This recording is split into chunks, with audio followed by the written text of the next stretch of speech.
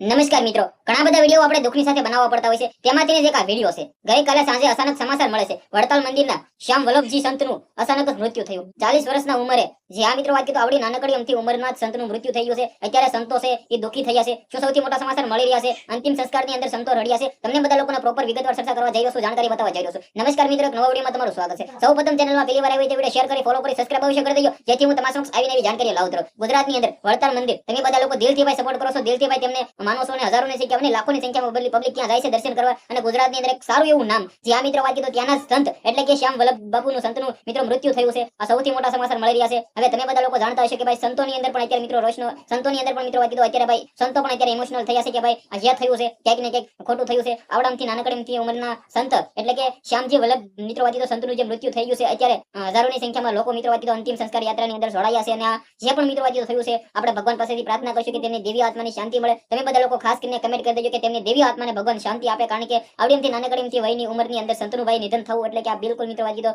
લોકો સંતોષે એ મિત્રો વાત કીધું આપણે ઇમોશનલ થયા છે કે ભાઈ આવી રીતે મિત્રો વાત કીધું ભગવાન તેમને પાસે લઈ લે. તો મિત્રો વાત કીધું ક્યાંક ને ક્યાંક આપણે ભગવાન પાસેથી પ્રાર્થના કરશું તેમને દિવ્ય આત્માને શાંતિ મળે. વડતાલ મંદિરની અંદર અત્યારે મિત્રો વાત કીધું લોકો સાધુ સંતો મિત્રો ઇમોશનલ થયા છે. આ સાધુનું જે મિત્રો મૃત્યુ થયું છે, જે મિત્રો સંતનું નિધન થયું છે, આ મુદ્દાને લઈને તમારું શું કહેવું છે? વિડીયો શેર કરો, ફોલો કરો, સબસ્ક્રાઇબ કરો. આજના વિડીયોમાં ત્યાં જ માહિતી આપણે નવા વિડીયો મળી.